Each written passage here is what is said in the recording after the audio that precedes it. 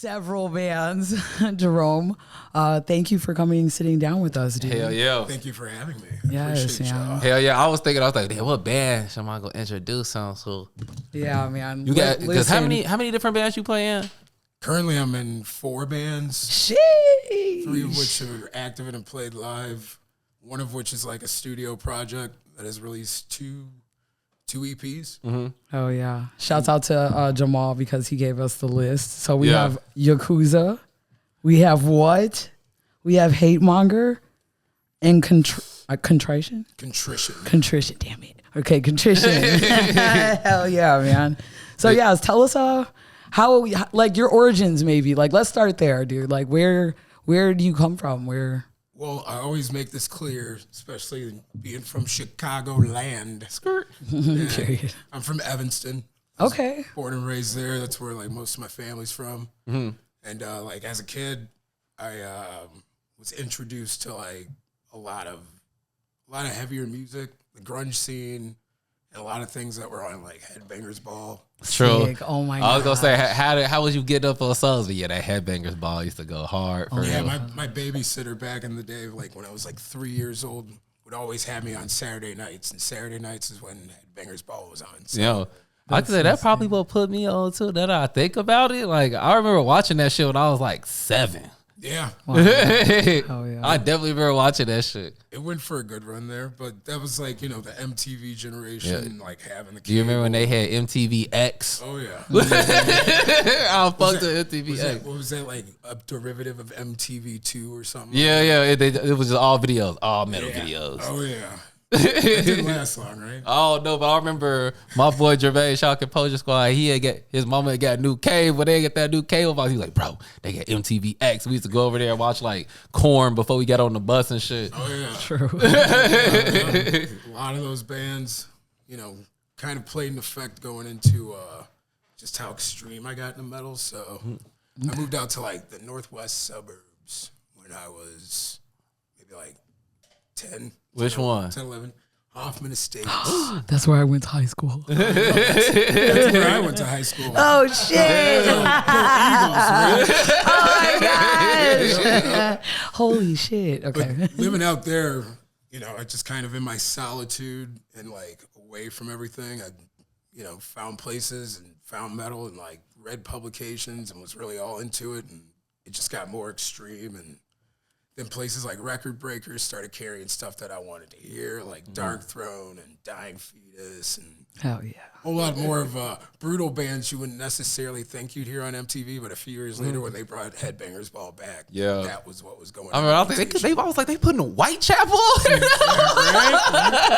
It's like the whole new wave of American heavy metal back in like that 2003, 2004 era. Mm-hmm. Oh yeah, and that's when I was like a freshman in college. True. Okay. And then I pretty much came back here, went to school at Loyola.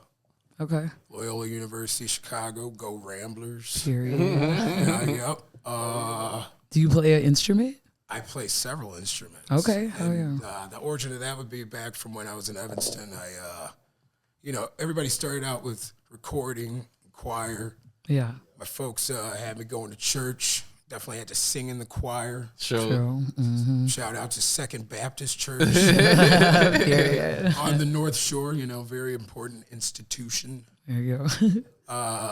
It's definitely where that's my family's church. Oh yeah.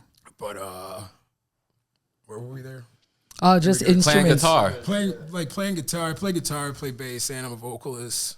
But those all came with time. I initially started out playing as my first real instrument, saxophone. Same, G. Oh my gosh, we hear that so often, dude. Yeah, It's crazy. Saxophone. I was alto when I first started out up to tenor. I always wanted to be a tenor player. I never got there with the path that was lined out for me because I started playing that when I was like in the 4th grade. Sure, I think I was gonna say. And then I went into a different school system where they didn't even have same. It was like I was going into the 6th grade and playing saxophone for like, I don't know, maybe 3 years. Mm. And then I go to a program where they're like, that's not even in the choir. That doesn't start until the 7th grade. So I teach you separately. Yeah. and integrate you into the ensemble. And it's like, oh, cool, the only saxophone player. True. No, yeah, I feel you. That's when I stopped playing when I moved schools too. That's what I stopped playing. I had to stop playing saxophone in high school. Band used to be lit though. After being in the marching band, where that stupid You get to go to like Great America and shit. No, I mean That was the lit part of our band when you get to go to Great America and shit. never did that. That was never in our package. For real? Damn. They definitely used to. We play this thing in Great America. All the schools would be up there. How y'all had it? I played my freshman year. Had to wear the stupid outfit, stupid hat. Walk the formation. You wear that thing like a drumline when they put it in that hat that come down under your nose. I was like, why the strap don't go under their mouth, under their chin? Yeah, man. After that, I was like, no, we good. We good, man. They were like, oh, no, you have to continue to do this on top of the ensemble, after the football season. I was like, nah, none of that seems up my alley at all. You know what's crazy is that like I wasn't very good at the saxophone. I was alright. It was 2 altos. I was first chair, but it was two tenors, but like it was only 2 of us. You know what I'm saying? But like as I started making music later in life, I realized how much of an impact and like foundation it gave me for real. Because I'll be rapping with niggas, I'm like, I don't think he can count bars. Can you count bars? Like, he can't count bars. Give them to me. You know what I'm saying? Shit like that. Like now, and I be coming up in the just crumbling right in front of you. Like, all right, bro, fucking shuffle along, man. Let's go. Hell yeah. Or like. Niggas be playing the instrument, be playing the piano like on a beat or something. I'll be like, that's not in key. That's in key. That's the wrong note. What you mean that's the wrong note? That's the way it's supposed to be. I'm like, nah, it doesn't sound right. Sometimes, it goes the hard way, Because it becomes a process where it's like, nah, bro, that's not key. You can't do that next. Like, it's like, oh, no. It's like, nah. Yeah. But yeah, that's the only reason I even know that shit, though, is because of band, for real. Yeah, I'm definitely thankful for the time that I had with it, but all my instructors I never liked. The last one was like, that's the final straw. I was already starting to play guitar just on my free time. I was like, man, I think I want to just play guitar. Like, I think that's my calling. And, like sitting around just jamming on it, playing Hendrix. And I did like a talent show where I just did like some solo stuff, and then I met up with this other band. Shout out to this band, Into the Silo. Ooh. My buddy Ian Timby. Him and I were in junior high and high school together, and we like started this band, Pain Reaction. We did like a duo thing on stage. And then we'd all been in a band with a whole bunch of other guys in junior high school where we played like Korn and Pantera. Sick.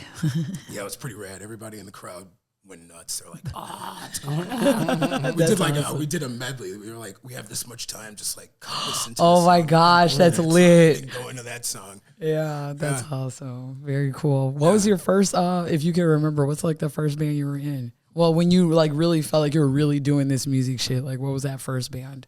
I would say it would be this band that was called Still Hunt Malice. Okay. We eventually changed our name to Blood of Another. Right. Paradise Lost song. And it had an ensemble of pretty awesome guys in it. Shout out to Weston Blaha. He now does front of house and sound for Modern Mirth and a ton of other bands. Awesome, bro. Definitely somebody that I've always looked up to and like definitely paved the way. So it was cool back in the day. He recorded our stuff at like Studio Chicago. Dave Swanson, who's also in a ton of other bands, played drums. I think I know that person. Oh, he's pretty rad. Oh my gosh. He's a good dude. Yeah, I believe he also plays currently in Avernus. A lot of bands. Awesome. And he has in the past. And yeah, that band kind of introduced me to other bands in the scene. We would play a lot of shows at Yodi, rest in peace. It was Ye Old Town Inn in Mount Prospect. Okay. You guys know Jimmy from Jungle Rot and Avernus and a ton of other bands. Okay. That was like the place where you guys had shows? Yeah. Okay. He managed over there, and our boy Wookie did sound, rest in peace. Those guys were kind of like the whole entire origin of our whole scene and everybody that we knew, you know. Like, true. Because they would have it going down where bands like Still Hunt Mouse and Blood of Another would play, and there'd be other bands like Dead for Days, which Jimmy was also a part of. What other groups? Wounds of Ruin, which is now known as Wounds. Shout out to all those guys, Rick Franco, Neil, and Nate. They're all from like out west in Lombard. But yeah, all those bands, like Die Hard Assault. It's crazy. I'm probably bringing up a whole bunch of bands. That's sick, though. We're all like, honorable mentions. I don't remember these bands, but these bands were like integral into like that period where like this started becoming serious. And I think that one band more than anything was Cast Aside. Okay. Which is a band that Gary Naples told me to join. All right. And I met him back in at Loyola. Nice. Hell yeah. And that whole entire scene. So I would say around that time, maybe what was it, like 2008? But we've been playing shows since like 2004, 2005. Awesome. Hell yeah. Were you doing vocals or are you playing guitar? I was always doing like backup vocals. Okay. All right. I'd say vocals kind of, it took a long time for me to develop. Oh, yeah. And something that I never like thought I would do, but. You gotta get your voice gotta have that right grit to it for real. Had to mature. Oh yeah, I guess so, you know. Did it always sound like this? Did it always sound like this? I know it probably Right. sounds really, really raspy right now. It's like morning. We embrace the rasp. First time I've used my voice today. For real. Gotta loosen up those vocal cords and Yep. shit. Me. Yep. Yeah, I feel that, man. So like all your bands be having emotion for real. Like y'all just got done playing at you off a tour, right? Well, what just got off of a tour? Like a lot has happened in the past few Yeah, I was months gonna say yeah. So what did a tour in November for 3 weeks, and then I came back and we played Holiday of Horror on December 28th at Reggie's with Macabre and Jungle Rot and Bloodletter, and then the other side of the joint had this awesome Celtic Frost cover band, Hellfrost. They're great. Catch them live. That's closest you'll get to like OG sounding like on point. Celtic Frost, Hellhammer, you know, all that OG. I guess they would call it black metal. Okay. But yeah, what was what played shows? Yeah, and I play guitar and I do backup vocals and what, and that's totally different from what Yakuza is. Yakuza is more like avant-garde. Cause I knew you was in hella band. I knew you was in what? I thought it was the only band you was in right now. Such shit. I was talking to somebody. They're like, you know Jerome from Yakuza. I was like, I don't know Jerome from Yakuza. You're like, wait. Actually, I do. I know Jerome from what? Right.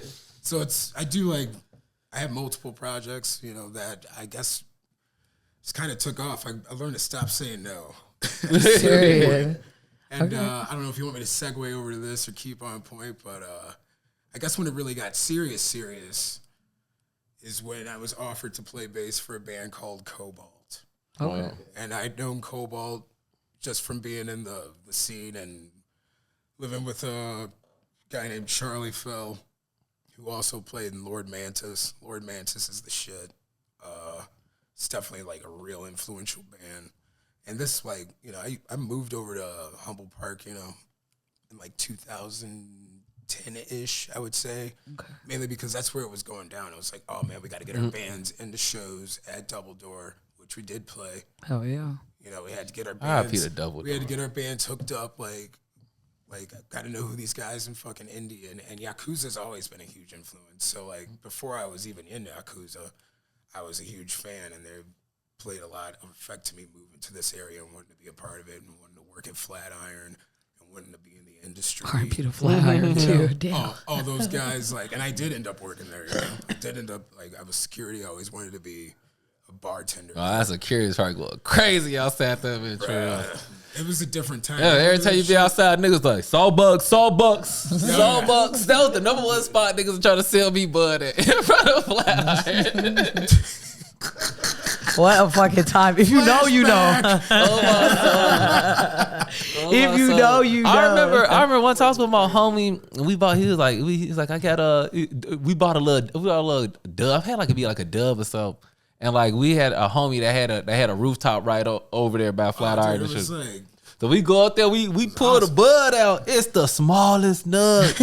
And we on the roof, and we see the nigga also Kobe Woods. That's what also we sit on the roof. Kobe like, hey, nigga, this ain't no damn ground. And then it would pop off. I got into fights and had to stop fights and like. Oh my Remember God. when that shit used to pop off all the time? Yeah, I'm all, yeah. That's when I was security. Yikes. I served my time. Glad that you're still here, man. We appreciate your service, dog. Thank you. Shit cooled down though. It's like Craziest situation at Flatiron. shit. All right, this is a good one. So nobody touches my fucking staff. Like, Period. we'll shut it down. Like that's grounds to put my hands on you now, you know, and get you out of the bar. You're a liability. Yeah. Have us not have to call the cops. Like they'd have a book every night where they'd have to write down everything that happened. Oh shit. And like the bottom line is like nobody here catches a case.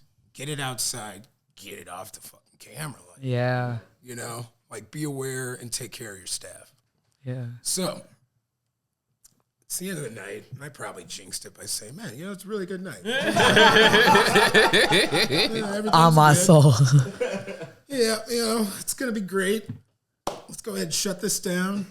Out of nowhere, somebody taunted one of the bartenders in security, muffs the bartender, or muffs this dude, and he's like, "Shit's fucked." And then before I know it, everybody's got their hands wrapped around their throats, and I'm like, "Oh no!" So like, if you remember, Flatiron was enter, like, Yeah, through that little hallway enter there. exit. Yeah, know? yeah. Like it's all through that like That little doorway. so, Yeah. like, you know, bottomed out. Like we all like got squished out and pushed everybody out. It's like get them all out right now, like grabbing them off each other, and like. You know, people were like, I was like, you know, trying to stop them from punching everybody and blocking it. And like, don't catch a case. Everybody like, I'm not trying to go to court. Yeah. Yeah. Period. Yeah, like, and it just got really violent. So we're just bottlenecked it out that exit entrance, and everybody's out. It's like pop, you know, throwing guys down. And I'm not gonna mention anybody's name, but somebody sprayed pepper spray and it hit everybody. It's like one of those. That happens every those time I hear spring- someone spray pepper spray. Spring evenings, you know, where the wind just gusts through. For real. And it's like we're in the middle of Milwaukee, like punching everybody out, kicking everybody's ass. Oh my God. And then out of nowhere, it just hits everyone, and everyone dispersed. Everyone dispersed. It was like Dude, heard everybody niggas run just- it. everyone's screaming. Take 15 minutes. Oh my gosh. For real. And that was an awful night, but nobody died, you know. And then, That's great. But, That- but during those times, it was like, oh, here comes the cops. Up, somebody in the bar popped off again. And it was like, it was weird. Flatiron. And working at Exit. Oh yeah. God. I got one more for you. Okay. Yeah. So I would bar back, pretty much bartend, but you'd have to do like multiple bars. And like the basement, be downstairs.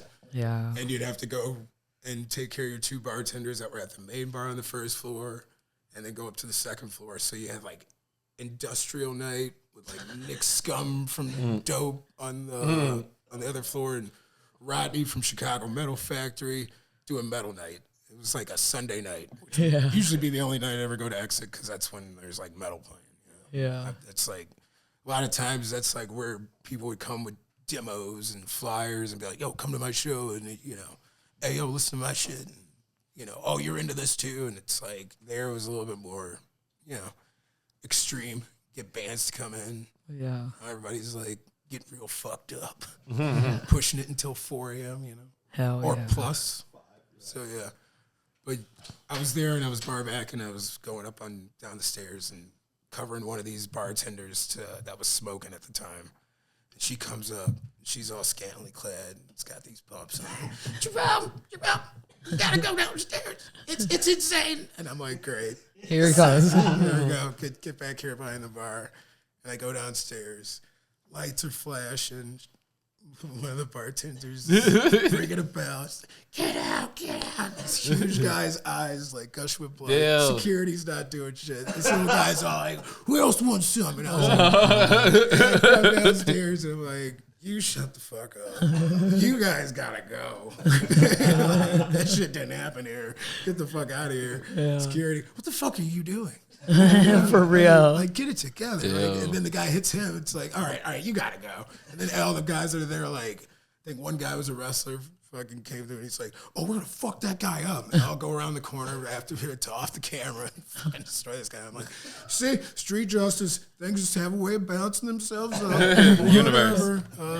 Yeah. That's that's just a slight example. Yeah, man. I felt like it was nuts, but the people before me probably had it even worse. So I fucking believe it, dude. I can't. That's crazy that both of them is closed out for real. Yeah, I heard that they're gonna reopen Exit. Oh, for real? I've been hearing that. That's every 2 weeks. I feel you, dude. Yeah. He's like, yo, Exit's gonna reopen, and I'm like, let me guess, in 2 weeks. He's like, yeah. Yeah. Never to be seen. When they took Flatiron out, that was Wicker Park's last like bit of like soul left. Yeah. That in Double Door gone. Yeah, that's sad to see. That's crazy. I never thought that shit happened. No, I never thought Double Door would be a mug stove. That was like the reason, I came down there. Fans like Indian and Lord Mantis, and Yakuza, and all these guys worked down there, and all these people like that played in bands. Like these were institutions. These were places that like were, landmarks, places that we went to, and now that they're gone, like it definitely like removed the spirit. So as soon as they kicked the Crusties off Milwaukee, I was like, yo, this for the That's fucking hilarious, dog. You know what's up? Crusties ruin everything around me. Get the money. Is that your fucking dog, dude? I hate this guy. That's fucking hilarious, man. But yeah, so Yakuza just did this big gig, and I've been in preparation for this at Dahlia Hall. Yeah. And like that band, when was that? That was the 25th, right? That was, Okay. That was the 25th. And I didn't really realize how big of a deal it was until it was like done. Just because there was so much for me to do in this process of like composing and arranging and like holding down the live score and having to like look at the film and look at the band and like know these parts that we have like premiered for the first time in front of anybody with the film, Mm-hmm. Yeah, and it was with like a silent film, right? Like I wrote it down because I needed to remember to ask you all these things. Der Gollum. Der Gollum. Yes. Okay, and it's a silent film from Germany, correct? Silent film from Germany. Okay. 1920. We had, after 100 years, you have public domain on it. We had to pick one of those films. The other awesome gentleman in my band came up with Der Golem. That was like the final film that we decided. Okay. And for some reason, it just like the darkness of it and the tones and the way like it flowed. We're like, this just says Yakuza. Like we can compose to this. How many of y'all watch? Watch? To figure out which one. Oh, I mean, we watched it over and over again. Yeah. But like, what? Oh, to decide. Oh, like, honestly, I watched a few, but I couldn't figure it out. I wanted to do this one hex, and like everybody does that. They're like, that's the one we're not doing. And I was like, I don't know. There were a few that I'd seen, and I was just like, I couldn't get the vibe off of it. But when they settled on this, I was like, yeah. I was like, yeah, this makes sense. Oh yeah. Like we can definitely, get through it and recompose it. So. And it was received well. It was received very well. Hell yeah. And like I said, it's like one of those things I didn't realize was like so huge until, you look out at the crowd and people are just. Had you guys ever done anything like that? Hell yeah. What? You like that? And it's like, yeah, I like that a lot. And it's cool because there were a lot of people that were there that are like film files and totally like, you don't know who the fuck Yakuza is. And there's people that are Yakuza fans that are like, oh, we're going to hear some Yakuza songs? It's like, nope. Yeah. Nope, you're not going to hear like any of our set. So, and then there's people that never seen either. They were like, oh man, I've been meaning to check this band out. Sick. Yeah, that's sick. That's awesome. Yeah. It was awesome. Very cool. I'm honored to have played Dahlia Hall again. Once again, shout out to their crew. Yeah, what green rooms? Those are the best green rooms I've ever been in. Absolutely. Me and Jamal walked back down there. I was like, wow. VIP suites. That's what's up. There's a lot of great green rooms of Chicago. House of Blues is pretty extravagant. I never been in that one. Oh, there's tons of different ones. It's different levels. Yeah, Rooms. for real. You don't even know where you're going. You're like, oh, it's a maze. Who's in where? What is this? Yeah. Oh, you're on this floor? Cool. Nah, for real. There's a lot of good. I've been a lot of good ones. Like Lincoln Hall one is decent for real. Never been to Lincoln Hall. We gonna be in there so I remember being in Lincoln Hall was decent. I went there for a show that was totally like, I don't know, some guy playing acoustic and just backtrack. Maybe he had a drummer. I don't know. It was good. I like to switch it up. You know who sucks? It's fucking Subterranean with rappers. Subterranean green room with rappers is nasty, boy. What was that? Wait, well, they used to have Wednesdays. Remember that? What? It's Subterranean. Man, Right? Subterranean. Oh yeah. That's the worst. That's the worst set of stairs to push an 8x10 and a whole bunch of cabinets up on. For sure. When they started doing shows on the first floor, I was like, yeah, that's cool. Hell yeah. Because what? Yeah, for real. Thinking about those stairs, you're right. Now that I think about it, loading in, loading out. Then those are like, I was back there like rappers and shit. They be letting them smoke blunts back there, G. Like, oh my God, G. I left my bag and I come through like, God damn. And the shit only really as big as this couch. 15 niggas in there smoking blunts, real. Slipping on guts and shit. Dumbledore Green Room, rest in peace. That was cool. Oh, in the basement downstairs? Yeah, that was fire for real. It was the good times down there. I was drinking with gunplay down there. That's so fucking random. Oh my All right, let me play a break song. We're gonna play a song up from What's Project. Yeah. Caps. You want me to give it? Go ahead. Yeah. Give go it some Context. Some context. Myself and the vocalist Jeremy from What we're thinking about just how like Chicago is. If like you don't have your head on a swivel. Yeah, for real. Or if you don't know what's up, or if you don't know its history or whatnot. So it's like Caps we came up with because I don't know if you remember what was Chicago alternative policing strategy. Oh shit. Very much where they were just like, we're trying to lower the crime rate. And they're like, nah, motherfucker snitching. So, Yeah. and it's like the whole entire deal with like law enforcement and police is like, you are what you make of it. These people are just here to collect a pension and like make sure that they return home safe and whatnot and all that. And people like don't empathize on both sides because it's like, fuck you. Just remember, all divisions divide. Everybody's got to come together, whether or not you like them or not or whatever. But it don't matter. We're just kind of like nihilist about it. Period. And, we were kind of playing off of that, where it's like Chicago is a death sentence. If you don't see eye to eye, it's a struggle. If you're not fit to survive, growing stronger with no fucks left to give, persevering while grinding through all the years. It's what Hell yeah. Period. Let's fucking pretty much go. what that song is. That's what's up. That's Hell the next yeah. song. So That was Caps by What? Great band name by the name. By the way, too. That's one of my favorite band names. You told me that, I was like, that's fire for real. And with the U. well, yeah, that's a trademark. Yeah. WHUT.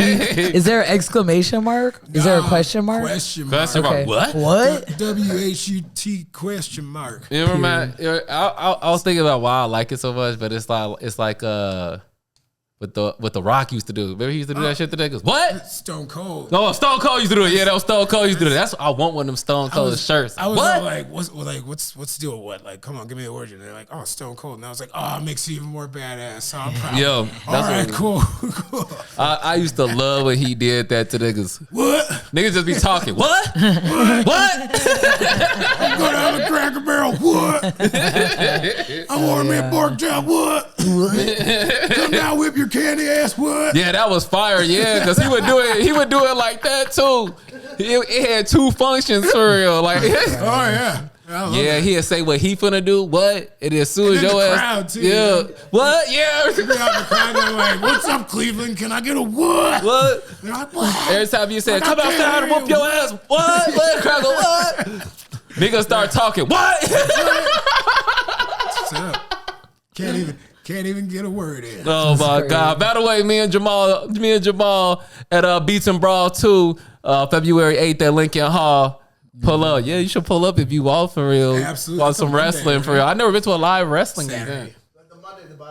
The battle's Monday. All right. Yep. All right. So what else? Oh, I was saying about the band name. Great band name, by the way. Like, what are some of your favorite band names for real? Band names just in general. In general. Oh man. Cause I know you were saying a bunch of names I don't even know for real. So I know it's some funny ones that you love. Weird. I guess Goat Whore is pretty weird. Goat whore. Goat Whore. Goat whore. Yeah. I gotta give it up to my boy Sammy and all the rest of those guys. Ben, Zach, TA. Yeah. They're a great band. You should check them out. Oh yeah. From that NOLA scene. Actually, all those bands are pretty big influences, I'd say. But yeah, what just did this run on our, what was it, album that we released, No Hope, No Soul? Mm-hmm. We toured the East Coast twice and the West Coast twice over the course of the time of that's release. Mm-hmm. And a few places in between. We did a regional tour back in August with Unholy Swarm. Nice. Which, shout out to our boys from Ohio. Hell yeah. Love them, especially Ryan. How do y'all get like tapped in with all the venues and shit around the country and shit when y'all go on tour? That's my biggest thing. Like I be hitting niggas up and they do not be hitting me back for real. I was like, I think I need like just a good tour manager or like how do you even start like planning a tour? There's the DIY, you just gotta like get in contact with who's the promoter and who's like willing to do the show, see if the day's open. It's always better, I guess, if you come through with a tour package and you're trying to link together dates. It's really all who you know, or who you'll pay. A lot of people have like a booking agency, which what does not currently. We're all DIY. But over time, just like hitting up places and knowing bands and knowing promoters, working in venues, keeping that, DIY hardcore punk spirit alive. Hell yeah. Sometimes, over the course of that tour that we did on the West Coast, playing DIY spots, like we were supposed to play a sewer and the cops broke it up and it ended up in somebody's backyard. And I was like, you know what? It's punk rock. Exactly. I live for that sometimes. I could play on, we did play on a lot of stages, and had the whole deal.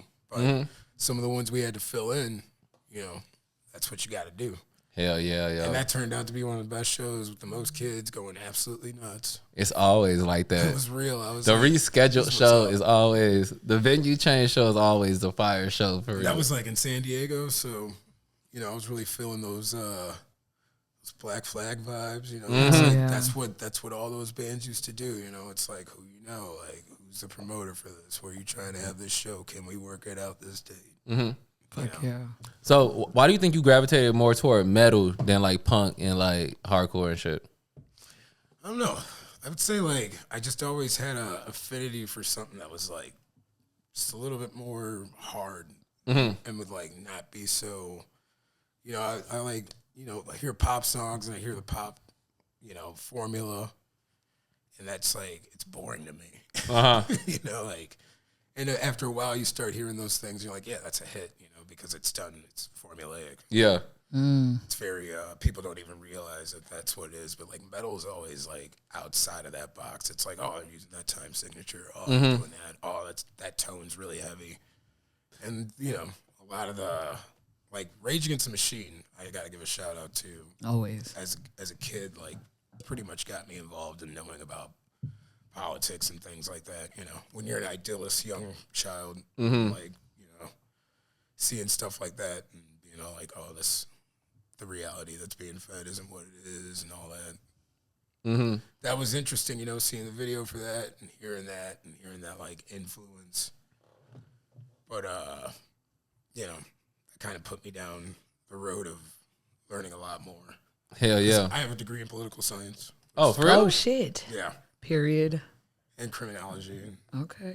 Yeah, and I'm a bartender and a musician. Hell yeah. Decided not to go that route because at the end of my tenure, I was just like, I don't have the stomach for that.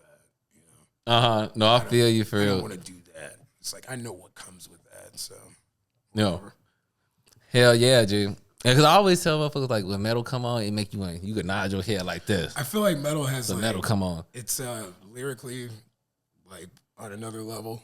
You can talk about or highlight certain subjects and people like get it. And it comes with that kind of veracity and anger and hell yeah, just like power.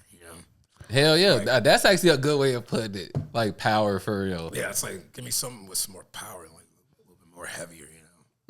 Oh yeah. Hell yeah. I remember. Oh my bad. No, it's okay. When I first started making beats, like early when I first started making beats, I would always be like, I'm finna like model my beat after metal songs for real. Like you said, all the switch ups and shit. I'd be like, all right, this is when I'm gonna have my switch up. Like not necessarily the same pattern or nothing like that, but I'd be like, they have this many bars of this, and then they switch to this, then they go back to this, and they go to something else. I used to like try to model my beats like that. For sure. And Pantera. I'm a huge Pantera fan. I got this. CFH was the first tattoo I got on me. For Dimebag. Dimebag's definitely like one of the reasons I think R.I.P. I definitely started playing guitar, and like that guy, like just the way he played, like that soul, like you feel that shit. Oh yeah. And I heard that pretty young and was just like, man, that tone, like that gets you pulled, like just the way the heaviness of the riffs, like totally revolutionized that whole scene, I think. Hell yeah. So with the mentions of just Perry even saying like the setup of the switch ups and like, modeling after like metal songs, have you ever dabbled in trying to make different kind of music? Like this goes into what I was going to ask you later on, but like, have you ever tried rapping? Have you tried singing? Have you tried these other things that maybe people don't know about you because they see the metal already? Like, I wouldn't say I've tried. I mean, I can do. I did something that I had recorded once with shout out to my boy Chris Lee. He's a sick producer, currently working on Hate Monger demos and pre-pros currently. So that just got a lot of things in order. That's why there hasn't been any shows or anything with Hate Monger lately. But there has been a lot of work going on. So hell yeah. But trying out other things, I'm all down with it. I just haven't had the time. Yeah, because I was about to say, like, you get somebody. Do you practice with all of these bands? Like, how do you keep up for real? Oh yeah, you practice all. Oh God, yeah. How do you balance that? So it's just like Monday you could, Tuesday what? Yeah, sometimes some days it can be like that. Like this week, I'll probably have Hate Monger if I can like finish recording out a few other things tomorrow, and then we're doing recording sessions currently with what. I'm gonna kind of like not play some shows until most of the album is complete. Yeah, because we need to put out a new album. Like I said, that cycle that we just did, I think we put out No Hope, No Soul at fall of 2021. I think. With which band? With what? Okay. Oh yeah. I think so. Yeah, I know you got to practice them songs, boy. Yeah, that should be technical. Oh yeah. I know you just ain't going up there winging that shit. No, yeah, we get together and rehearse. There's a schedule that's set. Like usually Thursdays are my days for two bands. Sometimes one like early and then one later, and then just any time in between. For sure. Currently, that'll all change up once there's in a schedule of more shows coming up with other bands. But we're all busy in other bands. Yeah. Is there crossover with members between different projects? Sure. Yeah. Sure, yeah, for sure. Gary, who plays drums in Hate Monger, used to play drums in Cast Aside with me. He also plays in Without Waves, which used to be known as Calgary. And we had been playing shows ever since 2000, I think it was 2005, maybe? Okay. Yeah. Good. Wow. What's happening here? Oh, bro. Yeah, time flies, dog. We are living life. When you think of what year it is, you're like, 20 years. 20 years. That's when we were all young whippersnappers. Hell yeah. That was before we were, That was when we had fake IDs or whatever. Period. That part, man. So one thing I wanted to ask you too, and make sure that I had asked, as far as personal style goes, like I guess as like a metal kid, like, you know, how do you fit in the sunglasses, the whole situation? Because if you guys know, you either know or you don't. If you know Jerome from around the city, he always has these shades on, and it's just like, what do you like? Is there something behind that? Has that always been kind of a thing? Like, have you always worn some kind of like frame or something? Like, Yeah, I mean, I have, but there was a period where I wore the yellow tints, the Hunter S. Thompson vision. yeah, And that kind of came with the drinking and like everything looking like a movie. for sure. And then I stopped drinking, Yeah, and I'm like not really into the harsh lights or the LED lights, street lights, the lights on everybody's TV, lights in everybody's phone. Like I need a block for that. And the lights that I see on POS systems. yeah, man. Like it's too much exposure overall. So, you know, I always use these to block them. It's just way easier on the eyes, and they're just tints. They're not like sunglasses. It's just a lower grade of like the brightness of everything around me. For sure. Do you find that people ask you to like, because you're in so many bands, right? I'm assuming you're having a lot of interactions with a lot of different folks. Do they ever ask you like, do they ever even ask, can you take them off? Or like, do they ever ask you like, is it like are you blind? Like, you know what I'm saying? Like, And I do take them off. for sure, yeah. He has eyes. It's light though. Yeah, for sure. Oh yeah. Yeah, man. Harsh overhead lights, fluorescent lights. It's like, I mean, I guess I'm kind of like a vampire, you know? Fair enough. I usually don't like to daywalk. Alas. It's the metal blade. The metal blade. Hell yeah, let's go. It's not the first time I've heard that. I don't mind that. Since we talk about style, I know you that had mad t-shirts. What's your favorite shirt you ever had?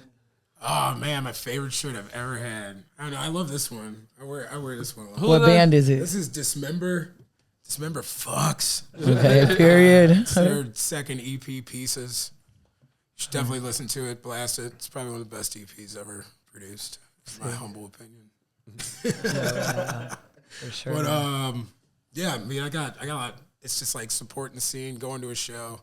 Kind of had to cap myself lately on all these shirts. Yep. That's how I be. I feel like if I go to your show and I like your band and you got a shirt that's under $20, I'm bad regardless. Yeah. I don't even care what's on it for real. It turns out if you keep those, people will pay a lot of money for them. No, for real. Yeah. Hence why I've been cutting the sleeves off them, because fuck you.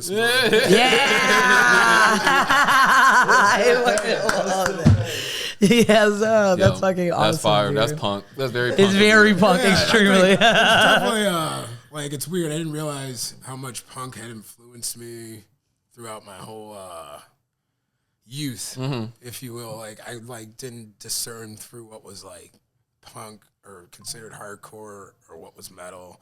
I just knew that. I was like, oh yeah, if it's good. For real.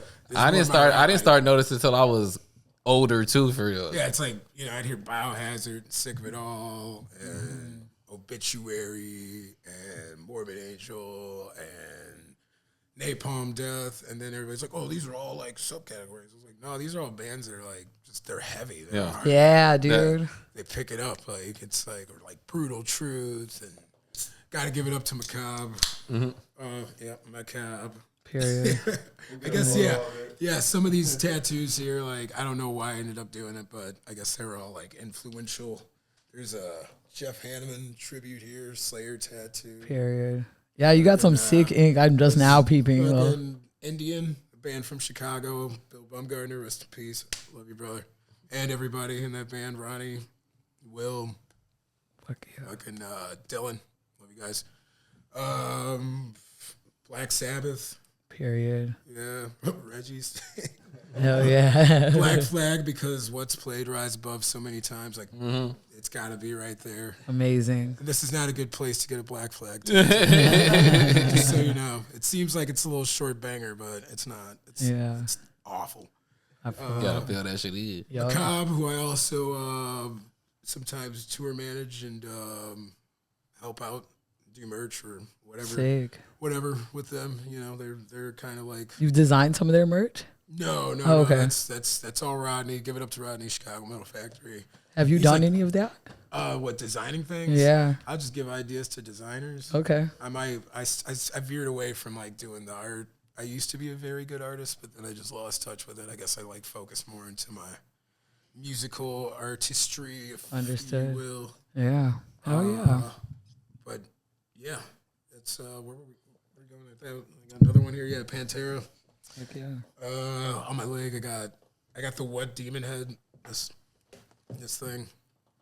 Oh yeah, true. And then I got like Motorhead War Pig on the other. Fuck It's yeah. cool when I wear shorts, which I don't do often. That was kind of my only reason to get like, I was like, yeah, get the Demon Head right here and the War Pig right there. I mean, I feel y'all do the same thing. It's like tattoos I never see, but I'll be forgetting. sees. I'll be forgetting I got leg tattoos. Yeah, I feel you. I also don't get a tattoo if you're drunk. Indeed. You get it when you're hungover. I mean, but Bailey your can blood's contest to not that. gonna be- Yeah, indeed. Indeed. If I can give anybody any advice, Oh yeah. don't make sure you get your rest and don't be drunk. You was talking about Cobalt during the break. Yeah. You want to talk more about I that? want to talk more about Cobalt. So I was given the opportunity back in 2000. Shit. Was this 10 years ago at this point? No, 2017. 2016, 2017 to play bass. This was kind of like a big changing point for me because I would always like lead guitar and Cast Aside. Shout out to Gary once again for even getting me into that band. Gary now plays in like Trouble and November's Doom. Sick. And I can name probably like another 9 bands. 2 of which that he's in with me, also Contrition and Hate Monger. So Hell yeah. it's a great dude. But where were we going with this? Cobalt. Cobalt, yeah. I was offered to play with them, so like my other city was Denver. Okay. Denver, they were based out of there. Charlie had moved there, and I was offered to do this tour in Europe with this band Orazi Pazuzu. Shout out to Orazi Pazuzu. That band is absolutely phenomenal. Not for Zeus. Yeah. Like the demon. Yeah. Pazuzu. Pazuzu. But yeah, I toured with them in Europe, and I played Roadburn Festival, a handful of other festivals with a slew of other bands, Mayhem, Lich King. Wow. That's crazy as Yeah. fuck. Venom, like, who else did we play with? Mysticum. They get down to Europe for real. Yeah, for They real, get for down to real. Europe. It was, Dysphere, Memoriam, give a shout out to those guys. Love bands like Bolt Thrower. That's a huge Yeah. influence. Yeah. Fuck yeah. Dismember, huge influence. Napalm Death, I seen Napalm Death one time before I knew who they Obituary. were. I love Obituary. Yeah, all that shit, like, I'm about it. I have been for a long time, and it's been an influence for me since I was a kiddo, I remember as a kid, bus bin full of, like, CDs and whatnot that some poser, like, ditched out because it wasn't the flavor of the week anymore. And I was like, yo, these are 99 cents. $2.99, what's up? Cleared all that out. Oh yeah. And that was huge. But going to tour with Cobalt was like the game changer. Touring with all those bands and being out throughout Europe. Went to a lot of countries I had never been before. That's awesome. And, what's up? How many stops? We had a layover in Turkey. So Holy shit. I flew from Chicago to Denver. We went from Denver to New York. That's a whole nother story. Because we missed the first day of the tour because our drummer had an issue. It's always a drummer. I mean, but it worked out. We just missed one date, so we had a layover in Turkey and Istanbul to go to Berlin, and then we did Germany, France, Portugal, Netherlands, Wow. Austria, Switzerland, Czech Republic, Poland. I'm sure I'm missing a few. See, that's what I'm trying to do, man. Belgium, Spain. That's the shit I'm trying to do, man. Yes. Like low key, music's the only place that ever took me. 9 times out of 10, like trips I ever took came from music for real. Yeah. Like I ain't start traveling to places that wasn't Disney World and like I didn't start going nowhere until I started like being in bands and like making and then rapping and shit.